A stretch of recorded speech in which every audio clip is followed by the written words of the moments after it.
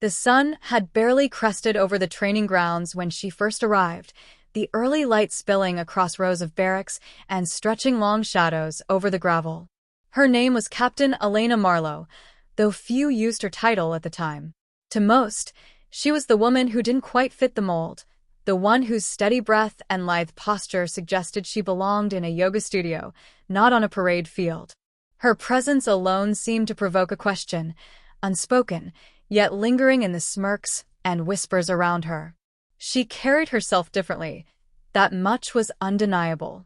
Her steps were measured, not in the rigid rhythm of boots pounding pavement, but in the quiet, centered cadence of someone who had learned long ago how to find balance in chaos. Beneath her green fatigues, there was no mistaking the strength in her frame, nor the rifle tattoo etched across her shoulder, an emblem of conviction as permanent as any medal. The men around her laughed that first week. Not cruelly at first, but carelessly, half amusement, half disbelief. Miss Yoga, they called her, pointing as if her discipline, her breathing techniques, her poise, were some kind of joke among uniforms. And though she heard every word, Elena never turned to answer them. Her silence was sharper than any retort. In the evenings, when drills left the others sprawled on their bunks, she remained awake. She stretched in the dim glow of a desk lamp, her movements fluid, each breath deep and deliberate. The floor beneath her palms was hard, the air thick with the scent of boot polish and sweat, yet she treated the space like a sanctuary. It was in those quiet hours that her body remembered what her mind refused to forget: the desert sands of deployment, the endless nights of uncertainty, the comrades she had watched fall and never return. Her journey into service had not begun with ambition for rank or recognition. It began years earlier, with grief carved deep into her chest. She had been 21 when her brother, Daniel, a Marine, was killed in combat. The folded flag placed in her mother's arms had been heavy enough to bend the air around them. Elena, sitting quietly at the service, had made a vow, not aloud, but within the marrow of her being, that his sacrifice would not be the end of the story. She would carry forward where he had fallen. Enlisting had been the easy part. The harder part was enduring the constant gaze of doubt that followed her from day one. To the men who marched beside her, she was a curiosity, her voice too calm, her posture too graceful, her resilience mistaken for softness. They measured strength in decibels and sweat, in gritted teeth and shouted cadence. She measured it in silence, in the steadiness of a heartbeat that refused to break no matter the weight laid upon it. Her commanding officers noticed it before her peers did. During ruck marches, when other shoulders sagged, she pressed forward. During live-fire exercises, her breathing remained even, her shots precise. It wasn't showmanship.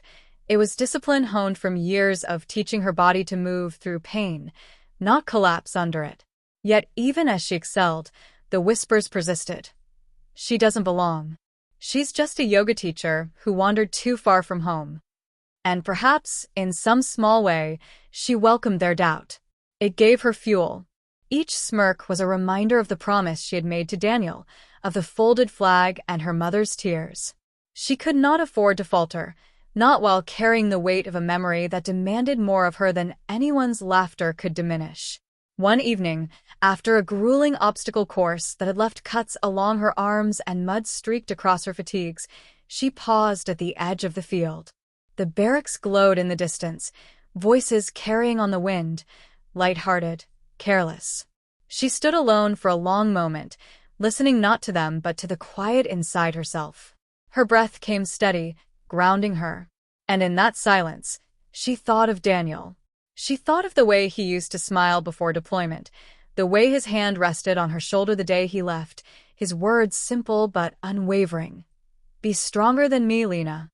She lifted her eyes to the night sky, its stars faint against the wash of artificial light, and whispered, "I will." Those beginnings were not marked by triumphs or accolades, but by the quiet, unseen victories of endurance. Each day she remained standing in the face of doubt was a victory.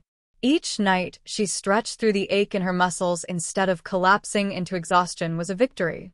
And though the world around her had yet to see it, Elena Marlowe was already becoming something beyond their laughter.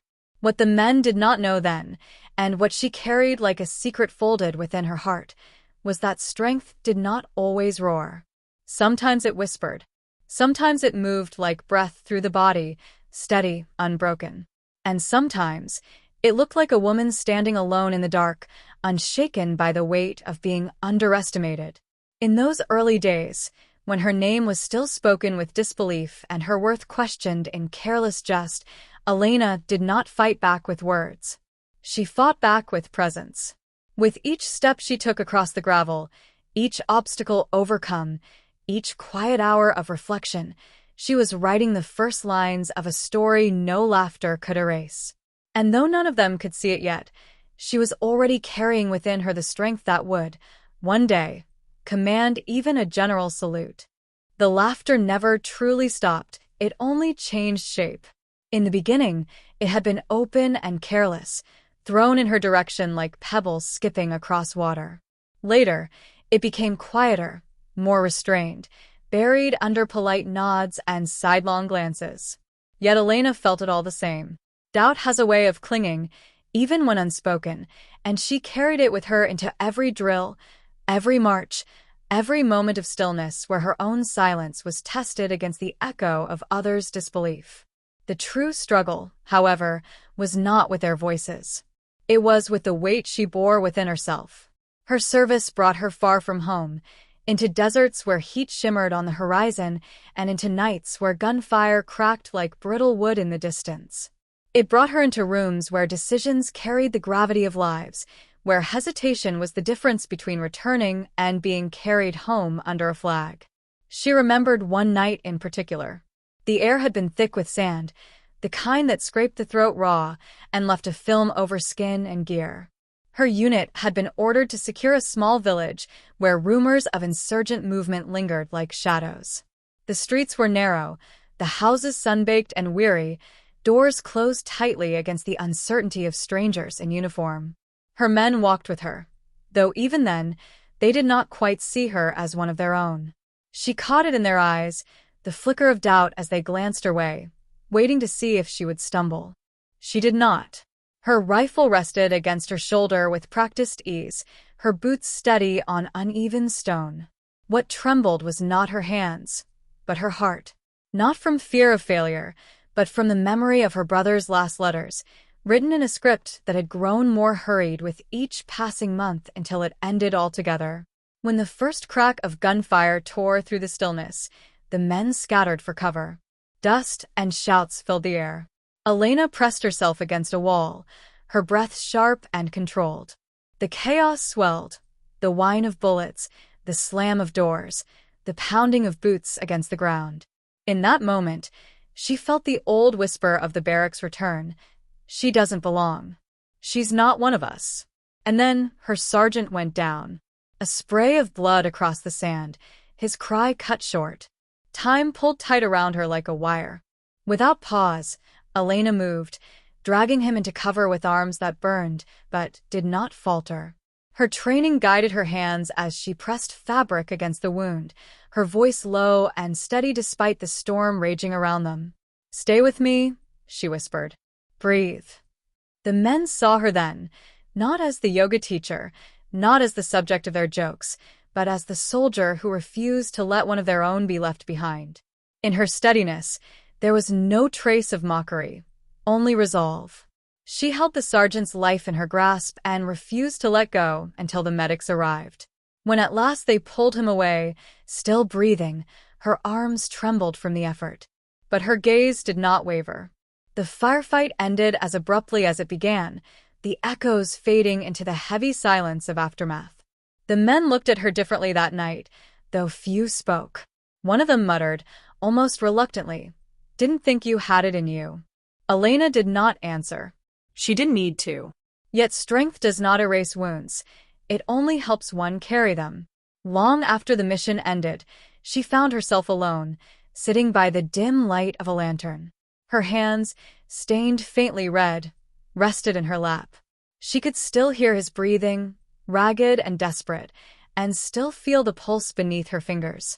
In the stillness, her own chest ached with a mixture of exhaustion and something else, something deeper, heavier. It was not pride. It was not relief. It was the quiet ache of knowing that for all her discipline, for all her steadiness, the weight of others' lives would never grow lighter. She closed her eyes, pressing her palms together as she had so many nights before. Not in prayer, not exactly, but in centering herself against the chaos. Her breath came slow, deliberate. Inhale, exhale. Somewhere beyond the walls, a dog barked, a reminder that life continued even in the shadow of war. She clung to that sound, as fragile as it was, letting it tether her to the present. In the days that followed, whispers changed. No longer just laughter, they carried questions now, curiosity. A few men nodded at her in passing, subtle gestures that spoke louder than words. She remained quiet, her focus unbroken, but inside, she felt the shift. It was not acceptance, not yet, but it was the beginning of recognition. Her struggle was far from over. Doubt does not vanish in a single night, nor does grief. But beneath the weight of both, Elena found a truth that steadied her. Strength is not the absence of pain, nor the silencing of fear. Strength is breathing through it, standing still when the ground shakes, moving forward even when every voice, including the one within, whispers that you cannot. And so she rose each morning with the same measured step, the same breath grounding her against the weight of the world. The struggle did not end. It became the rhythm of her days.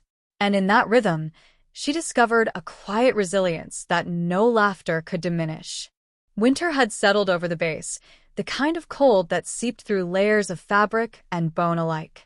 Frost rimmed the edges of windows, and breath rose in white clouds from every soldier's lips during morning drills. The barracks smelled of damp wool and boot polish, the air always carrying a faint metallic bite from rifles cleaned and reassembled in endless repetition.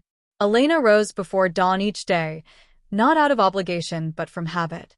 She tied her boots with the same deliberate precision she had in warmer seasons, pulled her jacket tight, and stepped out into the brittle air. The gravel crunched beneath her soles as she walked, her pace unhurried but unwavering. Around her, the others stirred reluctantly from warmth, grumbling at the cold, while she met it head-on with quiet resolve. It was during this season that the moment came, the one that would silence the laughter for good. The exercise was meant to be routine, a joint training drill overseen by high command. Soldiers from across divisions were gathered on the range, their movements rehearsed, their uniforms pressed crisp for the presence of visiting officers. Among them, a general known for his exacting standards walked with hands clasped neatly behind his back, his gaze sharp enough to cut through pretenses. Whispers trailed him wherever he passed, his reputation preceded him. Elena stood with her unit, her breath steady, her rifle slung across her shoulder.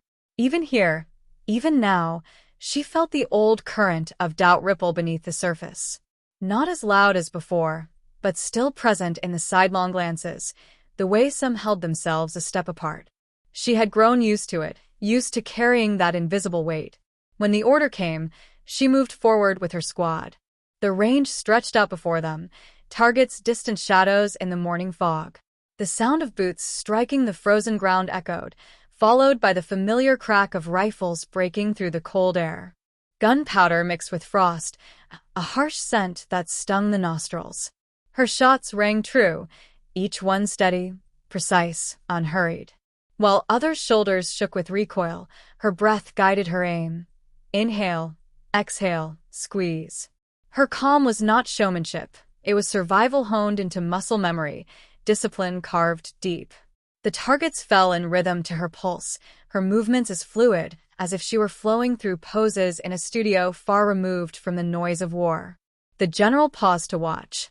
His eyes followed her, not the others. He noted the steadiness of her hands, the silence in her expression, the way she seemed untouched by the chaos of rifles firing in unison.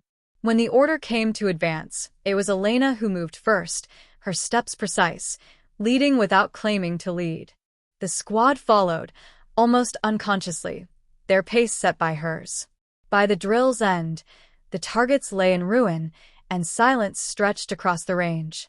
The general stepped forward, his boots crisp against the frozen earth. He stopped in front of Elena. For a heartbeat, no one moved, the entire squad holding breath as if the air itself waited. Then, with deliberate motion, he lifted his hand to his brow and gave her a salute. It was not casual, nor perfunctory. It was sharp, intentional, a gesture heavy with recognition. A general's salute, offered to a captain who had once been dismissed as nothing more than a yoga teacher. The moment seemed to hang suspended in the cold air, the sound of it louder than any rifle's crack, more lasting than any whisper ever spoken behind her back. The men who had laughed stood silent. Some shifted awkwardly, their eyes lowered. Others stared openly, caught between disbelief and the quiet sting of respect dawning too late. Elena returned the salute, her hand steady though her heart pounded in her chest.